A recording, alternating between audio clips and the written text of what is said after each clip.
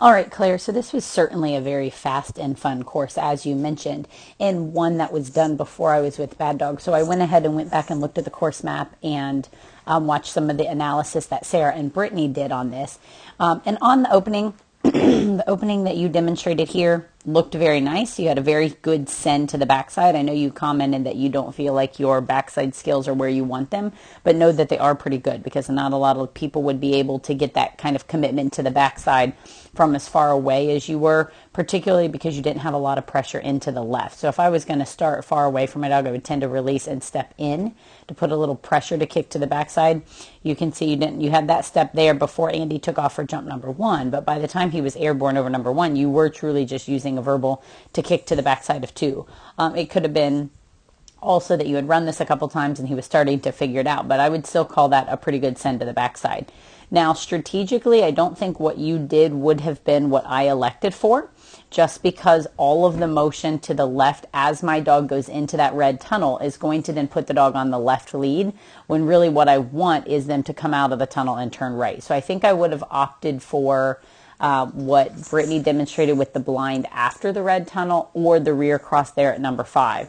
So by doing this, just remember that the dog will be on the lead of the side you're on a straight line. So when you kick over to the left, he's approaching here, you're showing motion to the left, and then when he goes in the tunnel, because you're over here on his left, he's going to have more of a natural tendency to come out and turn left, which is not where we want to go. So you got really far ahead. You were able to get up there and make that push. It was very close though, right? So you can see right there, I can actually see his body exiting the tunnel before I can see your legs come into the field there. So I felt like it was a pretty close push out to that jump. So certainly a very gutsy plan. Like I said, probably one I wouldn't have gone for it, but it ended up working out okay for you. Now around the 270, I do agree that this is one I don't think there was anything with the bar specifically that you need to worry about. I've seen you do plenty of 270s and not have issues with bars. And then you had a nice threadle here, all right, coming around for the weave pole entry.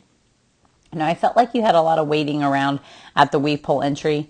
One alternative, rather than coming down here and doing a blind cross, might have been to go ahead and do a rear cross on the weave entry with that time, right? So he comes in, say weave, he's already ahead of you, and then just as soon as he hooks in, you can step in behind. I don't think it's a better option. I just think it's an alternative to keep you from having to cross at the end, which potentially would put you in a better position for the jump over here, but that wasn't a problem on this one. Now, this was the jump that you commented needing to support and wait a little bit more. And you're absolutely correct that anytime you have these backsides and then there's a tunnel kind of peering out from the other side, it's very easy for the dogs to want to go around and bypass the jump to the tunnel rather than converge. So that's where you just have to keep working on the independence, that when I say around or back or push or whatever backside verbal you give, that includes the decision to come over the jump as well. So I would start without a tunnel there, really just sending and taking off running, making sure that the only option for the dog is to not jump or jump. Don't let there be an off course, because that's going to make things harder. And then slowly introduce obstacles further away. Start with low value obstacles like a table, and then maybe go to a jump, and then eventually a tunnel that's considered higher value, and then start it far away and gradually bring it in closer. Now here, you waited not horribly long. I mean, had I not read through the text, I'm not sure I would have thought twice about this, because you can see as soon as you are pushing and shifting your weight to your right before he breaks the plane. And that's one of the big things I'm looking for, is that the handler leave on mental commitment. And you did leave on mental commitment. And then I did think that, and maybe it was just because you had theirs, you probably could have got further ahead there than you did. You weren't running your hardest. You were pacing him out of the tunnel. I can see it in just your body, you're kind of waiting for him here. So I think if you wanted to look at alternatives, you could have, but having said that, the rear worked fine. So you got a nice tunnel entry send. On the map, one of the things I would have looked at is rear crossing the tunnel entry. But then on this setup, that didn't really look like that was a great possibility. So the rear cross on the flat worked out well. I do still think that you maybe could have trusted that tunnel entry, right? As he came over here, send him out, and you cut down across to get that blind. I believe you when you say you can't get it in, but just from this video, it looks like you could have gotten it in. But again, the rear cross ended up working out fine.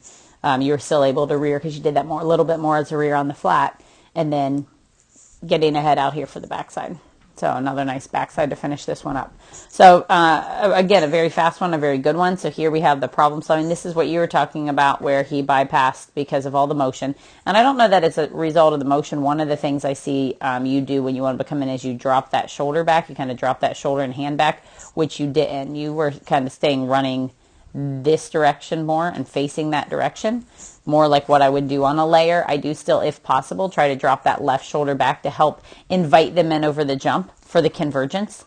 And then here, I mean, you were really trusting him. I'm not sure, even with my guys who I feel like have pretty good backsides, I'm not even sure I would be able to get that backside based on what you're doing and how far away you are. So you can see there's no pressure left. If you go back and watch Sarah's video when she releases, she steps in and puts pressure on the dog's line, which helps to kick him back. You had no pressure left. You were immediately moving to the right, and you were very, very far ahead. Again, I think you're underestimating your ability to get downstream. I don't think you needed to be that far ahead. I mean, if he had done it, you can see you're blinding. Let's go back. I mean, you're blinding before he even takes off for two. I mean, I know he did it the wrong way, but assume he did. I don't know that you needed to be that far ahead. And you certainly don't want to risk being that far ahead if it means an off course. Now here you can see you step to the left. So now you have the pressure on the line. Step left to kick to that backside. So it's really important that you show that pressure. But then here's why I would not have choose that option. So when we talked about the first time, this is why. Is because I thought that 1, 2, 3 was nicely executed. And then you just put the dog on the wrong lead coming out of the tunnel. So, you know, again, you were able to pull it off in the first video you showed. I think it's a very high risk. I think I would have gone for the rear cross on 5, and if I felt like I was ahead, thrown the blind cross after the tunnel instead of before. So good work on this one. I don't think there's anything that you need to go set it up and do again. Just keep in mind pressure on the backsides and then work some more independence.